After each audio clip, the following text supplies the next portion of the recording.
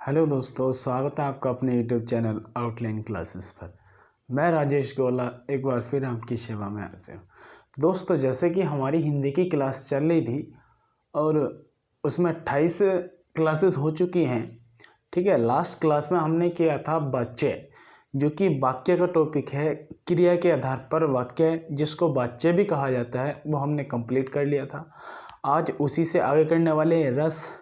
रस आपने पढ़ रखे हैं बहुत अच्छे से, बट यहाँ जो मैं पढ़ाने वाला हूँ वो शायद आपने नहीं पढ़ा होगा। वो मुश्किल से 60% इसमें से पढ़ा होगा, 40% बिल्कुल न्यू मिलेगा। अगर आपको देखना है तो लास्ट तक इस क्लास को देखिएगा। 4 से 5 दिन हमारी ये क्लास चलने वाली है रस की। ठीक है, 2 से 3 क्लासेस मोस्टली जो फैक्चुअल क्वेश्चन होते हैं इसके, रस की उत्पत्ति कहाँ से हुई, किसने की, कैसे हुआ, क्या कहते हैं रस को, अर्थ क्या होता है, शाब्दिक अर्थ क्या होता है, पहले सब कुछ ये जानेंगे। रस कितने प्रकार के होते हैं, रस की अलग अलग कंडीशन दी हों भरत मुनि के अनुसार, या फिर अभिनव गुप्त के अनुसार, या फिर बात के जो आचार्य हैं उनके अनुसार, तो सब कुछ हम बात करने वाले रसों के। ठीक है, तो बने रहिएगा लास्ट तक। शुरू करते हैं आज की क्लास। ठीक है, तो दोस्तों मैंने लिख रखा है क्या, रस। क्या है, रस। अब दोस्तों अगर मैं रस की बात करूं, रस का जो अर्थ है, ठीक है, रस की अगर मैं बात करूं, रस का अर्थ क्या होगा, है ना। रस का शाब्दिक अर्थ क्या होगा, कि रस का कुछ तो मीनिंग होता होगा, क्या होता है। तो बात करें रस का, जैसे तुमने सुना होगा रसिया, एक सॉन्ग होता है रसिया जिसको बोलते हैं, एक है ना संगीत होता है रसिया। रसिया क्या होता है, जिसको रस आता है, आनंद आता है, मौज आती है, मस्ती आती है ना, उसको कहते हैं रस। तो इसका शाब्दिक अर्थ हो जाएगा आनंद लेना, या दूसरा बोल सकते हैं खुश करना। एक सेंस में आता है कभी कभी किसी बुक में, बट जो जो ज़्यादातर उपयुक्त अर्थ रहेगा वो रहेगा इसका क्या, आनंद देना। क्या, आनंद मतलब भाव आना, आनंद के भाव, चाहे वो दुखी वाले हों या फिर खुशी वाले हों, भाव हो जाएंगे। बट इसका जो मीनिंग आते हैं उसको हम क्या लेते हैं, आनंद के रूप में लेते हैं। ठीक है, अगर मैं बात करूं क्या, कि रस का, पहले लिखना जरा, रस का शाब्दिक अर्थ, शाब्दिक अर्थ आनंद, आनंद होता है। रस का शाब्दिक अर्थ आनंद होता है। ठीक है, अगर मैं रस के शाब्दिक अर्थ की बात करूं तो क्या होता है दोस्तों, आनंद होता है। अगर मैं दूसरे पॉइंट की बात करूं, दूसरा पॉइंट क्या, कि रस का सर्वप्रथम उल्लेख किसने किया था। यह रस की उत्पत्ति मानी जाती है, निष्पत्ति मानी जाती है, अनुमति मानी जाती है, क्या है ये, क्या ड्रामा है ना, सब कुछ देखते हैं। जैसे अगर मैं बात करूं, सर्वप्रथम जो रस का उल्लेख किया था वो किसने किया था, वो भरत मुनि नाम के कवि हुए हैं। ठीक है, भरत मुनि नाम के कवि हुए हैं, बहुत विद्वान है हिंदी के। ठीक है, उन्होंने सबसे पहले, उनका एक ग्रंथ था नाट्यशास्त्र, जिसमें उन्होंने रस का वर्णन किया है। भरत मुनि ने सिर्फ उस बुक में, जो उनका ग्रंथ है, उसमें 8 रसों को माना है, एक को नहीं माना है। कौन से को, शांत रस को। क्यों, मैं अभी बताऊंगा। ठीक है, तो सबसे पहले हम क्या लिखेंगे, क्या, कि भरत मुनि ने, मेरे साथ साथ नोट करते चलिएगा पॉइंट टू पॉइंट। भरत मुनि ने सर्वप्रथम, भरत मुनि ने सर्वप्रथम रस का वर्णन अपने ग्रंथ नाट्य शास्त्र में किया है। किसमें किया है, अपने ग्रंथ नाट्य शास्त्र में किया है। ठीक है, अगर मैं बात करूं आगे कि प्रकारों के साथ बात कर लेंगे उस टॉपिक की, कितने प्रकार हैं, बट अभी जो इसकी उत्पत्ति के बारे में बता दें। अगर मैं बात करूं, जैसे काव्य है, हिंदी में 2 चीजें होती है, एक तो पद्य होती है, एक गद्य होती है और एक पद्य होती है। ठीक है, तो गद्य में क्या आती है, जैसे कि तुमने हाई स्कूल इंटर में पढ़ा होगा, उसमें कहानी टाइप आती है। पद्य में क्या आती थी, कविताएं आती थी, है ना। अगर मैं बात करूं कि रस को काव्य का प्राण माना जाता है। रस को काव्य का प्राण माना जाता है। वो अगर बात करें माना किसने है तो कौन आएगा, भरत मुनि जी आएंगे। ठीक है, तो रस को काव्य का प्राण माना जाता है। दो क्वेश्चन यहाँ से बन सकते हैं। क्या सर्वप्रथम कहाँ उल्लेख हुआ है, नाट्यशास्त्र में, किसने किया है, भरत मुनि जी ने। अगर बात करें रस को काव्य का प्राण माना जाता है, ठीक है, आपसे पूछा जा सकता है कि निम्नलिखित में से किस संप्रदाय को काव्य का प्राण माना जाता है। ऑप्शन ए रस, ऑप्शन बी छंद, ऑप्शन बी अलंकार, ऑप्शन सी सभी।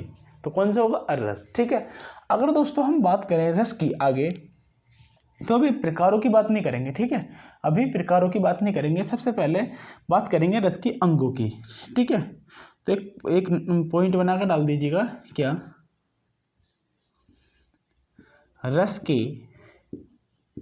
रस के निम्न 4 अंग होते हैं। अभी प्रकार नहीं है ये, इससे बात किसकी कर रहे हैं, रस होगी।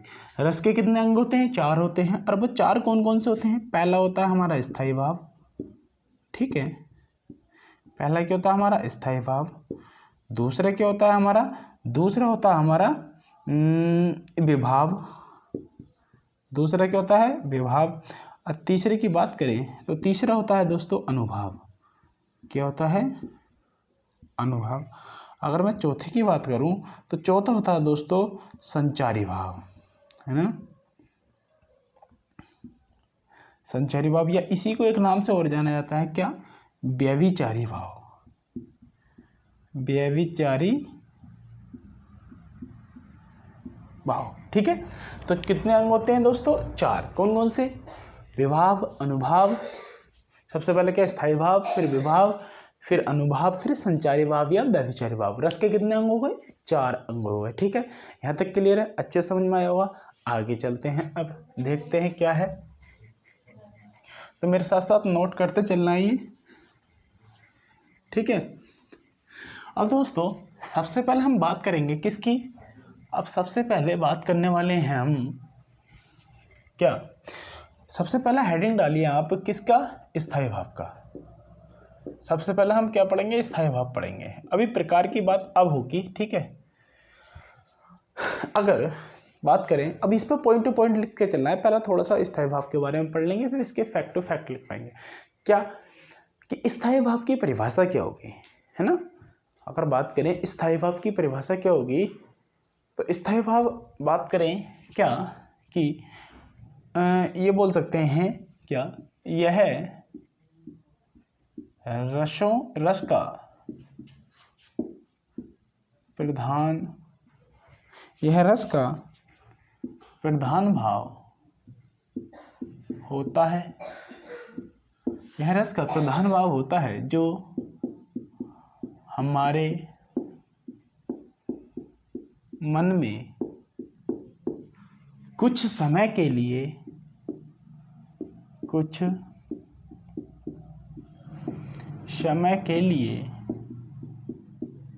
स्थायी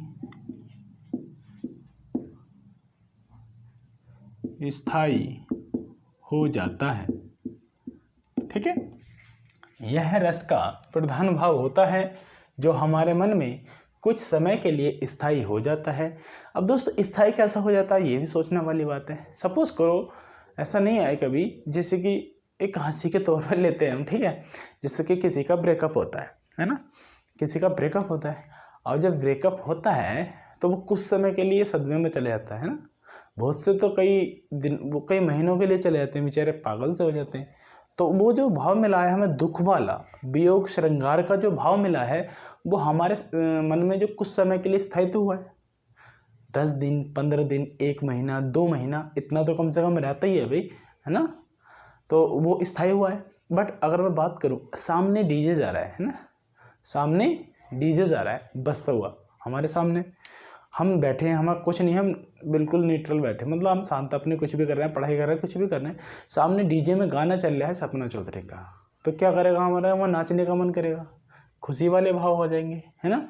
तो वो क्या होगा, एकदम अचानक आया, बट वो कुछ ही सेकंड के लिए रहेगा जब तक हमारे सामने डीजे रहेगा। उसके बाद हम फिर ऐसे हो जाएंगे, अपनी पढ़ाई में लग जाएंगे। तो क्या हुआ, वो कुछ समय के लिए आया और चला गया। इसको क्या कहते हैं, संचारी भाव। संचार इसीलिए नाम रखा गया, क्यों, क्योंकि नेटवर्क देखें उसको संचार बोलते हैं, संचार मंत्री होते हैं हमारे, नेटवर्क आते जाते रहते हैं, है ना। ऐसे ही संचारी भाव होते हैं जो आते जाते रहते हैं, रुकते नहीं हैं, बट जो रुक जाते हैं उनको स्थायी भाव कहते हैं। स्थायी का मतलब ही क्या होता है, स्थायी होना। क्लियर है यहाँ तक, ठीक। तो इसलिए मैंने लिखा, यह रस का प्रधान भाव होता है जो हमारे मन में कुछ समय के लिए स्थायी हो जाता है। क्लियर है यहाँ तक। जैसे घर में किसी की मौत हो जाना परिवार में, तो कुछ समय के लिए, जैसे कि अगर सपोज करो माँ है तो कई सालों के लिए दुख हो जाता है उसके लिए, सालों के लिए। बाप है तो कई महीनों के लिए हो जाता है, भाई है तो कम होता है। धीरे धीरे जैसे जैसे रिलेशन होते हैं सब कम होते रहते हैं, फिर भी कुछ समय के लिए स्थायी हो जाते हैं, इसलिए इसको स्थायी भाव बोला जाता है। क्लियर है। अब बात करें अगर, तो भरत मुनि ने, अगला पॉइंट लिखिए, भरत मुनि ने क्या, याद रखना, भरत मुनि का बहुत नाम चलने वाला है, बहुत अच्छे से ध्यान रखना, ठीक है। भरत मुनि ने केवल 8 रसों को माना है। भरत मुनि ने केवल 8 रसों को माना है, ठीक है।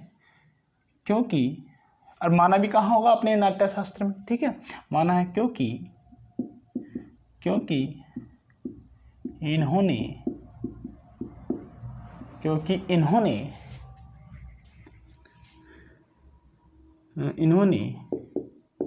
नाटक में शांत रस को मान्यता नहीं दी है, ठीक है।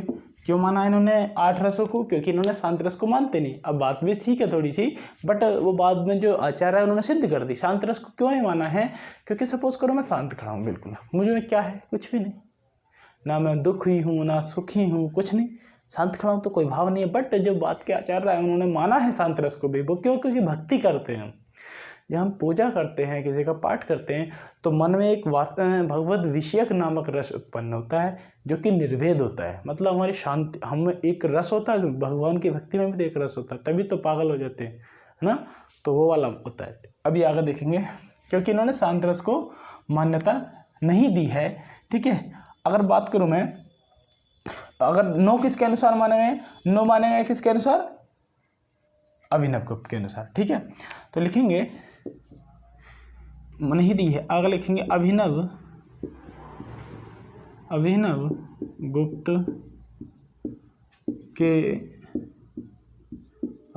गुप्त के अनुसार रसों की संख्या 9 मानी गई है। अभिनव गुप्त के अनुसार रसों की संख्या 9 मानी गई है तथा इसी, या बोल सकते इन्हीं के आधार पर हिंदी में रसों की संख्या 9 मानी जाती है। अब दोस्तों क्वेश्चन 2 तरीके से बन सकता है। वो कैसे बनेगा, क्या कि आपसे क्वेश्चन आता है कि रसों की संख्या कितनी है, खाली आई है ना कि हिंदी में रसों की संख्या कितनी है या कितनी मानी गई है, तो आप आंसर लगाओ कितना, 9, है ना। अगर आपको कंडीशन दे दी जाए कि बताओ इसके भरत मुनि जी के अनुसार हिंदी में रसों की संख्या कितनी है, अब कितने लगाओगे, 8, क्योंकि भरत मुनि ने कितने माने, 8। आपको दे दे अभिनव गुप्त के अनुसार रसों की संख्या कितनी है, 9, ठीक है। आप याद करने का भी एक यहाँ लॉजिक है, क्या, अभिनव गुप्त दिखाई दे रहा है, नव का मतलब होता है नव दुर्गे, नवरात्र, नव का मतलब 9 होता है, इसलिए इनका भी क्या है, 9, ठीक है। याद हो जाएगा, यहाँ कन्फ्यूजन बिल्कुल नहीं होनी चाहिए। भरत मुनि के अनुसार 8 हो गए, अभिनव गुप्त के अनुसार 9 हो गए, ठीक है। अगर मैं बात करूँ इससे आगे, लेकिन मानी गई है, लेकिन बाद के आचार्यों ने भगवद विषयक रस, कोमा, और एक और होता है कौन सा, वात्सल्य रस, भगवद विषयक रस और वात्सल्य रस को भी मान्यता दी है। इस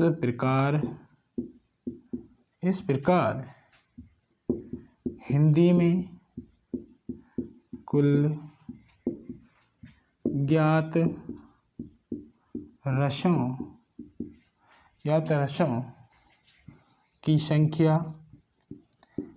रसों की संख्या 11 तक पहुंच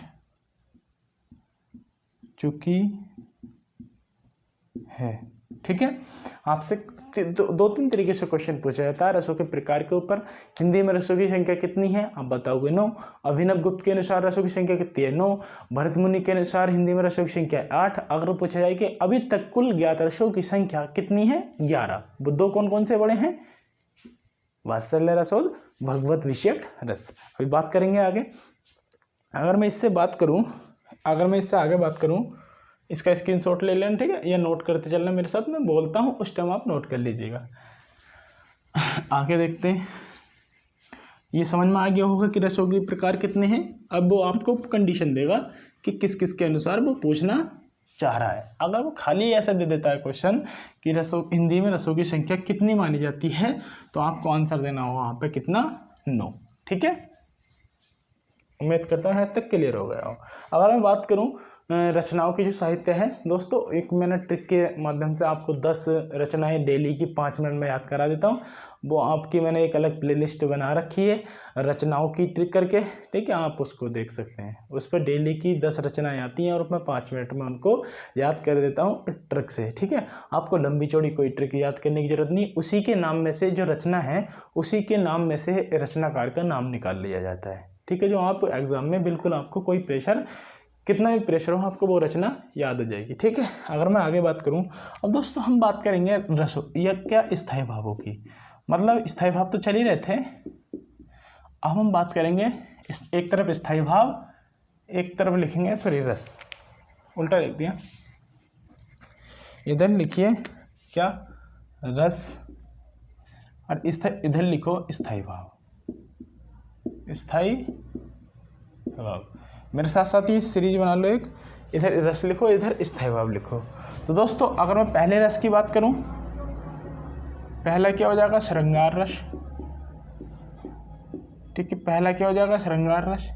इसके अगर स्थायी भाव की बात करूं तो क्या हो जाता है इसका, रति। रति को क्या कहते हैं, प्रेम भी कहते हैं दोस्तों। अब दोस्तों यहाँ से क्वेश्चन बहुत बनता है, वो कैसे बनता है, आपसे क्वेश्चन आएगा श्रृंगार रस का स्थायी भाव क्या होता है। बहुत क्वेश्चन बनते हैं, आप देखिएगा इसको, मेरे टेलीग्राम चैनल को ज्वाइन कर लीजिएगा, आउटलाइन क्लासेस के नाम से ही। उस पर मैं इसका टेस्ट टाइप में एक क्वेश्चन सीरीज डाल दूंगा PDF के रूप में। ये जैसे भी क्वेश्चन होंगे मैं डाल दूंगा, आप उसको ज्वाइन कर लीजिएगा। ठीक है, तो क्वेश्चन कैसे बनेगा, श्रृंगार रस का स्थायी भाव क्या होता है, आपको बताना पड़ेगा रति या प्रेम। अगर मैं बात करूँ दूसरे रस की, तो दूसरा होता है दोस्तों हास्य रस। क्या है दोस्तों, हास्य रस। अगर मैं इसके स्थायी भाव की बात करूं तो क्या होता है इसका, हास्य, या इसको बोल सकते हैं हंसी। ठीक है, हास्य या हंसी, हास्य ही बोल देते हैं। हास्य का मतलब आप समझ ही चुके हो क्या, हंसी की बात कर रहे हैं। अगर मैं बात करूं तीसरे की, तो तीसरा होता है दोस्तों करुण रस। अच्छा, करुण रस का मतलब क्या होता है, करुणा कहते हैं यार, बड़ी करुणा हो रही है ना, दुख दर्द है ना, दुख दर्द जो हमारे जीवन में कुंडली मार के बैठे हुए हैं, जो जाना नहीं चाहते हैं ना, तो क्या है, करुण रस। इसका जो स्थायी भाव की बात करूं तो इसका होता है दोस्तों शोक, है ना। क्या होता है दोस्तों, शोक। कौन सा, शोक। जैसे किसी की मृत्यु पर हमें शोक होना, कोई चीज़ हमसे दूर हो जाना, ठीक है, इसको क्या कहते हैं, शोक। आगे बात करें चौथा, तो चौथी करें हम वीर रस की बात, है ना। क्या करें दोस्तों, वीर रस की बात। वीर रस का अगर स्थायी भाव की बात करूं तो इसका होता है क्या, उत्साह दोस्तों। क्या होता है, उत्साह। अगर मैं बात करूं पांचवें रस की, तो पांचवा रस कौन सा होगा, देखो श्रृंगार रस हो गया, हास्य रस हो गया, करुण रस हो गया, वीर रस हो गया। अब आपका आता है चौथा, क्या क्या, रौद्र रस, है ना। क्या था दोस्तों, रौद्र रस। रौद्र रस की अगर स्थायी भाव की बात करूं तो क्या होता है इसमें, क्रोध या गुस्सा। गुस्सा भी आ सकता है लिखा हुआ, और क्या आ सकता है, क्रोध भी आ सकता है। क्लियर है। अगर मैं छठे की बात करूं, रौद्र रस के बाद बात करूं तो आपका आता है क्या दोस्तों, आपका बचा करुण रस हो गया। एक आता है दोस्तों हमारा भयानक रस। भयानक रस, भयानक रस मतलब क्या होता है, इसका होता है भय या डर। ठीक है। तो दोस्तों ये कितने हैं, अभी 6 रस की बात करी है मैंने। कितने रसों की बात करी, 6 रसों की। अभी हमारे पास कितने हैं टोटल, 11, उसकी हम बात करेंगे। ठीक है। अगर हम बात करूं 7वें नंबर की, तो एक आता है दोस्तों विभत्स रस। क्या, विभत्स रस। अगर मैं इसके स्थायी भाव की बात करूं विभत्स रस की, तो क्या होता है दोस्तों, इसकी होती है जुगुप्सा। जुगुप्सा, जुगुप्सा, जुगुप्सा होता है, या इसी को बोलते हैं हम घृणा। ठीक है घृणा। अगर दोस्तों ये क्लास अच्छी लग रही हो तो इसको सब्सक्राइब कर देना प्लीज़, लाइक कर देना, शेयर कर देना। ठीक है। मैं अभी देखना, आप अभी 2 क्लासेस की फैक्चुअल क्वेश्चंस चल रही हैं, आपने कभी ज़िंदगी में पढ़े नहीं होंगे। ठीक है। तो 7वां क्या हो गया, विभत्स रस। अगर मैं 8वें की बात करूं तो दोस्तों 8वां आता है हमारा क्या, ये आता है एक अद्भुत रस। क्या दोस्तों, अद्भुत रस। अगर मैं इसके स्थायी भाव की बात करूं तो इसका होता है दोस्तों विस्मय, विस्मय या अचरज। विस्मय या अचरज। कितना हो गया, 8। 8वां कौन सा, अद्भुत या अद्भुत का स्थायी भाव क्या होता है, विस्मय या अचरज। अगर मैं बात करूं शांत रस, अगर मैं बात करूं शांत रस की, तो शांत रस कौन, इसका स्थायी भाव क्या होगा, इसका होता है दोस्तों निर्वेद, है ना। क्या होता है दोस्तों, निर्वेद। अगर मैं बात करूं 10वें रस की, तो 10वां मैंने बताया था ना, बात को 2 रस आए थे, वात्सल्य रस। क्या क्या बताया मैंने, वात्सल्य रस। इसका अगर स्थायी भाव की बात करूं तो इसका भी दोस्तों प्रेम ही होता है ना। बट वो प्रेम किसके थ्रू होता है, बच्चों के लिए। वो प्रेम किसके लिए होता है, वो बच्चों के लिए। प्रेम 2 प्रकार का होता है, प्रेम होता है 3 प्रकार का रियल में। वो कैसे होता है, एक तो जो छोटे छोटे बच्चे होते हैं उनका प्यार होता है ना, प्रेम होता है, जिसके जो बच्चे तुतलाकर बोलते हैं। कभी कभी वैसा होता है कि बच्चे तुतला रहे हैं और हम उनके साथ भी तुतलाना शुरू कर देते हैं, है ना। जैसे चौना बाबू करके या कुछ भी करके बात करते हैं, और कुछ बच्चे बड़े बड़े भी तुतलाने लगते हैं आजकल, है ना। तो क्या होगा, एक तो बच्चों के प्रति प्रेम हो गया, जिसको बोला जाता है वात्सल्य रस। ठीक। जैसे एक कार्ड पर लिखा हुआ होता है, आपने जो शादी का कार्ड होगा उस पर एक लिखा हुआ देखा होगा, एक बोल सकते हैं वाक्य आता है लिखा हुआ कि मेरे चाचा की शादी में जलूल जलूल बनाना। तो उसमें जो बच्चों की जो प्यार की झलक है ना, उसको वात्सल्य रस बोला जाता है। अब बात करूँ दूसरा प्रेम कौन सा होता है, तो दूसरा प्रेम होता है जो हमारी जनरेशन कर रही है, जो हमारी जो जनरेशन है, जिस एज में हम चल रहे हैं, इस टाइम के जो लड़के हैं या लड़के हैं, वो जो लव स्टोरी बनाते हैं, जो फिल्मी लव स्टोरी होती है या जो इश्क मिजाजी होते हैं ना, उनको कहते हैं हम दूसरा वाला प्रेम। तीसरा कौन होता है, तीसरा होता है दोस्तों देवी देवताओं के प्रति प्रेम, जिसको हम भक्ति कहते हैं, है ना। 3 तरीके का प्रेम होता है, उम्मीद करता हूँ समझ के होंगे। आगे बात करूँ 11 की, तो 11वां क्या बचा हमारा, भगवद विषयक रस। ठीक। अगर मैं बात करूँ इसके स्थायी रस की, तो इसका स्थायी रस क्या होता है दोस्तों, अनुराग। अनुराग, अनुराग मतलब भक्ति। दिख रहा होगा ना इधर को, मैं 1 सेकंड देख लेता हूँ। हाँ ठीक है, ठीक है। भगवत विषय का क्या होता है दोस्तों, अनुराग, या फिर हम इसको ऐसा भी लिख सकते हैं, या भक्ति। ठीक है, साधना, ये सब किस में आ जाएंगे, भगवत विषयक रस में। तो दोस्तों ये थे आपके क्या स्थायी भाव। अभी तक हमने किसकी बात कर रहे हैं? स्थायी भाव की। यहाँ से क्वेश्चन बनते हैं बहुत अच्छे, आपको यहाँ से याद रखना है हर कोई सा स्थायी भाव और उसका रस। ठीक है, तो आगे चलें। चलो दोस्तों आगे चलते हैं। इसका स्क्रीनशॉट लेना है, मेरे साथ साथ नोट करते चलो आप सब कुछ। इतनी स्लो पढ़ा रहा हूँ, आप मेरे साथ नोट कर सकते हो, समझ भी सकते हो, नोट भी कर सकते हो। ठीक है, अगर मैं इसकी PDF फॉर्मेट में पढ़ाता तो आपको देखते बस, नोट्स नहीं बना पाते। तो दोस्तों ये हमने सिर्फ बात करी किसकी? ये बात करी हमने रस की, वो भी रस में क्या? स्थायी भाव की बात करूं। अब दोस्तों इसके आगे पॉइंट टू पॉइंट बनाते चलना है। जो फैक्चुअल क्वेश्चन आते हैं आज के टाइम में, तुमने देखा होगा अगर 40 क्वेश्चन आ रहे हैं ना हिंदी के, तो आप उसमें से 25-30 क्वेश्चन आराम से कर दोगे, हर कोई बच्चा कर देता है। फिर बच्चे जो ऊपर के जो 10 क्वेश्चन बचे ना, उसमें बच्चे कहते हैं यार पता नहीं कैसी हिंदी आ रही है, हमें तो समझ में नहीं आ रहा है ना, कुछ साहित्य भरा पड़ा है। तो वो क्वेश्चन ये वाले होते हैं, है ना, वो क्वेश्चन कैसे होते हैं? ये वाले होते हैं जो हम कहते हैं कि यार ये तो समझ में नहीं आ रहा है, ये कैसे क्वेश्चन है, कहाँ से हिंदी आ रही है, वो क्वेश्चन मैं आप कराने वाला हूँ, देखिएगा इसको। ठीक है, अगर मैं बात करूँ दोस्तों, एक क्या आता है, लिखो, श्रृंगार रस को ऐसा बोल सकते हैं, और ऐसे लिखना, ये बोलना, रसों में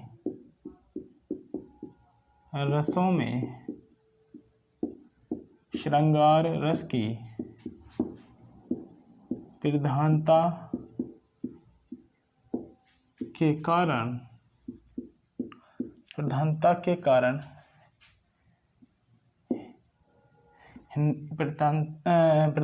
कारण भोजराज ने, ठीक है, भोजराज नाम के एक कवि थे, उनकी बात चलिए। रसों में श्रृंगार रस की प्रधानता के कारण भोजराज ने, यहाँ पे ऐसा नहीं, भोजराज जी ने श्रृंगार रस को रसपति, रसराज या रसों का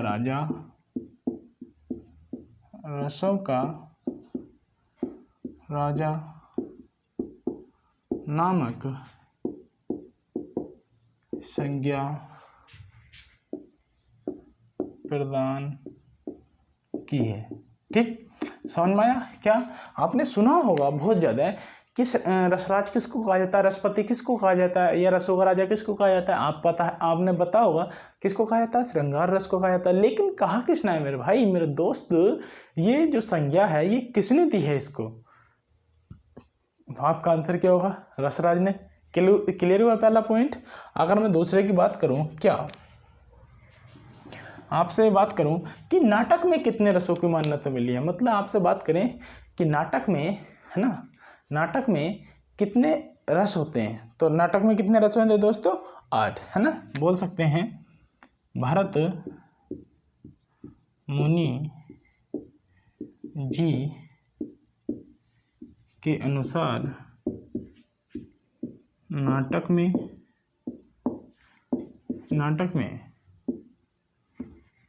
में 8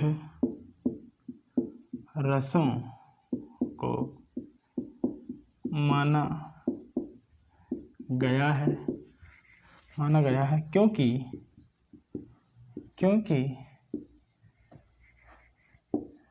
नाटक में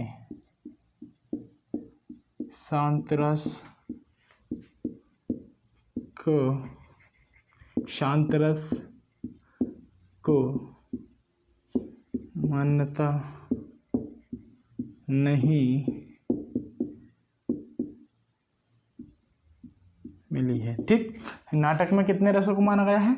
8 रसों को, और इसमें क्या हुआ है कि शांत रस को इसमें मान्यता नहीं दी है। ठीक है, तो यहाँ तक क्लियर है आपका? बिल्कुल ठीक है। आगे बात करें अगर हम, तो आगे बात करें कि एक ये पॉइंट टू पॉइंट लिखवाते चल रहा हूँ दोस्तों, ऐसे ही पॉइंट टू पॉइंट आप नोट करते चलना है इसको, ठीक है, क्लियर हो जाएगा। अगर बात करें क्या कि ये बात करें कि रस संप्रदाय का प्रवर्तक, अगर मैं बात करूं आपसे पूछूं कि रस संप्रदाय है, 3 संप्रदाय होते हैं हमारे, रस संप्रदाय, छंद संप्रदाय और कौन सा, अलंकार संप्रदाय। अगर मैं बात करूं कि रस संप्रदाय का प्रवर्तक कौन है, किसने इसको प्रचलन में लाया, किसने इसको जोर दिया, सबसे पहले किसने प्रकाश में लाया इसको, तो वो कौन है, बात करते हैं आगे, लिखते हैं कि रस संप्रदाय के प्रवर्तक भरत मुनि, ठीक है, रस संप्रदाय के प्रवर्तक भरत मुनि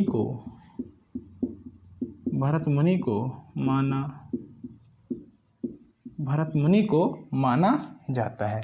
अगर दोस्त ऐसे ही लिखते चलने हैं आपको पॉइंट टू पॉइंट, ठीक है, कि रस संप्रदाय का प्रवर्तक किसको माना जाता है भैया, तो रस संप्रदाय का प्रवर्तक भरत मुनि को माना जाता है।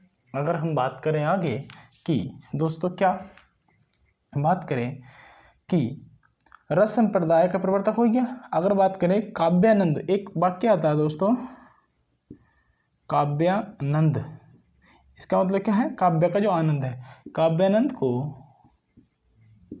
ब्रह्मानंद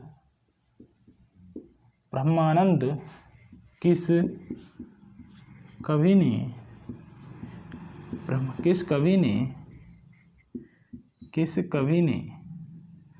कहा है, काव्यानंद को ब्रह्मानंद किस कवि ने कहा है, तो आपका क्या आंसर होगा,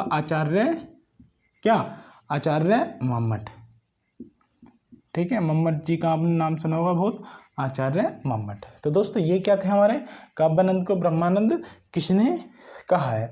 अब मैं बात करूँ, अगर एक आपने संस्कृत में लिखा हुआ देखा होगा, क्या लास्ट पॉइंट है, फिर कल बात करेंगे, कि आपने लिखा हुआ ये देखा होगा, रसों व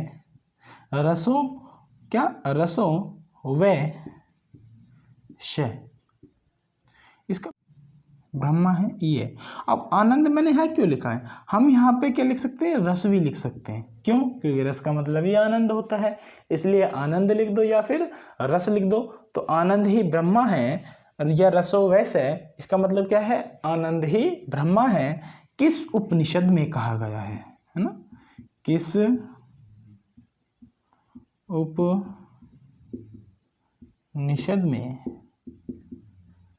उपनिषद में कहा गया है। तो दोस्तों एक उपनिषद आता है क्या, तैत्तिरीय उपनिषद, कौन सा दोस्तों, तैत्तिरीय उपनिषद। तो दोस्तों ये आज की क्लास थी। अच्छा ईमानदारी से मेरे दोस्त ये बताओ, मेरे भाई मेरे से कुछ बड़े भी होंगे, उनके लिए दोस्त अच्छा नहीं लगता है, मैं आपसे जो भी मेरे इस टाइम देख रहे हैं, आप ईमानदारी से बताना, क्या ये सारी चीज़ें आपने पढ़ी थी रसों में, अभी तो कुछ नहीं है, अभी तो ये 20% हुआ है, अभी पूरी क्लास कल की ऐसे ही चलने वाली इन क्वेश्चन से, क्योंकि ये क्वेश्चन बन के आते हैं ना फैक्चुअल, वो क्वेश्चन मैं ये कर रहा हूँ। रस तो मैं पढ़ाऊँगा आपको, श्रृंगार रस, करुण रस, वीर रस, ये एक एक करके पढ़ाऊँगा, वो तो बात की चीज़ें 2 क्लासों में ख़त्म हो जाएंगे। क्या ईमानदारी से ये पढ़ा था आपने कभी ज़िंदगी में, आपसे रिक्वेस्ट कर रहा हूँ, ईमानदारी के साथ कमेंट बॉक्स में बताना है, ठीक है, अगर आपने पढ़ी थी या नहीं पढ़ी थी, आपको जो भी अच्छा लगे इस तरीके से कमेंट करना है कि मुझे थोड़ा अच्छा लगे। अगर ईमानदारी के साथ ये पढ़ रखी हैं, ये पहले पढ़ रखी हैं आपने ये सारी चीज़ें, अभी कल को और देखिएगा, तो आपको नहीं करना, अगर नहीं पढ़ी हैं तो ज़रूर कमेंट करना है। और प्लीज़ आपसे रिक्वेस्ट, एक बार इसको अपने शेयर पे, या आप किसी दोस्त जो भी भाई बहन या दोस्त है जो भी, आप उसको शेयर कर सकते हैं, ठीक है, अगर आपको अच्छा लगता है तो आप उसको शेयर कर सकते हैं, इसमें हमारा भी थोड़ा सपोर्ट होता है, इतना आप कर ही सकते हैं, अगर हम आपके लिए कुछ कर रहे हैं थोड़ा बहुत जितना हमसे हो पा रहा है, ठीक है, और हमसे अगर कोई गलती हुई हो तो उसके लिए हम आपसे माफ़ी चाहते हैं। आप हमें कमेंट बॉक्स में बता दीजिएगा कि आपको कैसी लगी क्लास, ठीक है, अगर कोई आपको बुरा शब्द लगा हो तो हम उसके लिए सॉरी बोल रहे हैं। तो आज आपकी सेवा यहीं पर समाप्त करते हैं, जाते जाते एक बार जय हिंद, जय भारत।